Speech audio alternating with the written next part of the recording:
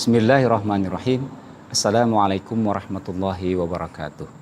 Hamidan lillah wa musallin ala rasulillah wa ala alihi wa ashabihi wa mawalah.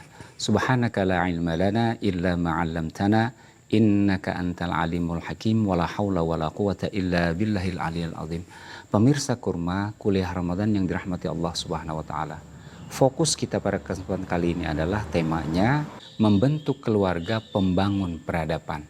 Hadirin yang dimuliakan Allah Subhanahu wa taala, esensi entitas berkeluarga bukanlah fokus kepada materi, namun kepada perkara-perkara non materi atau perkara-perkara non fisik, yakni bagaimana kita membangun akidah dan membangun pemikiran-pemikiran yang akan menjadi pondasi serta tuntunan di dalam berkeluarga yang akan membangun sebuah peradaban.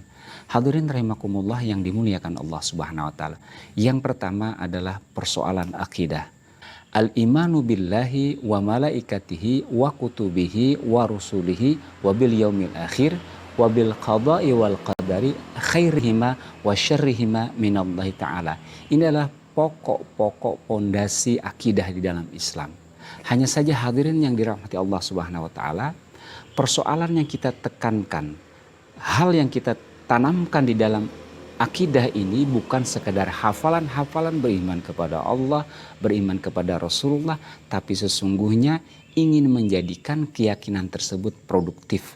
Artinya begini, ketika kita betul-betul beriman kepada Allah, ketika kita menanamkan keimanan kepada Rasulullah, keimanan kepada kitabullah, keimanan kepada malaikat, kita menanamkan hal itu agar senantiasa tertanam di benak keluarga kita.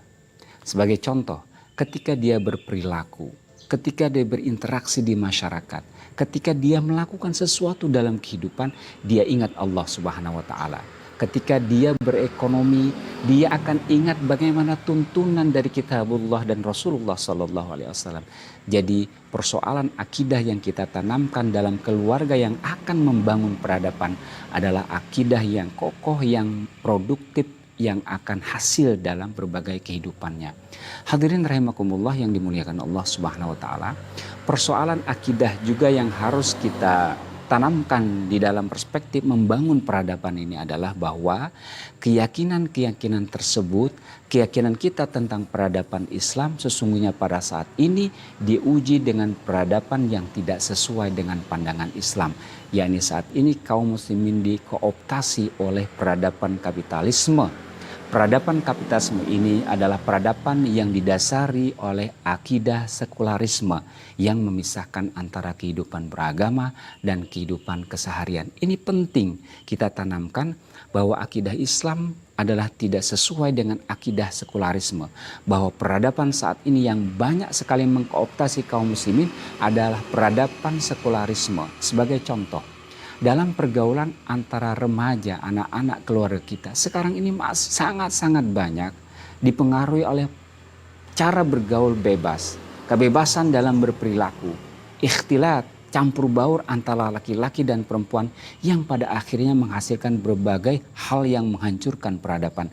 Ini kita posisikan akidah Islam, beriman kepada Allah, beriman kepada Rasulullah, kita tanamkan kepada anak-anak kita. Kalau kita betul-betul beriman kepada Allah dan Rasulullah, tentu kita akan mengikuti pandangan Rasulullah, mengikuti ajaran Muhammad SAW dalam tata cara pergaulan.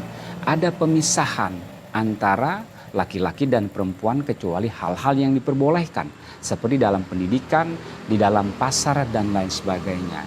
Nah, tapi pada saat ini peradaban umat ini dihancurkan oleh sistem kapitalisme.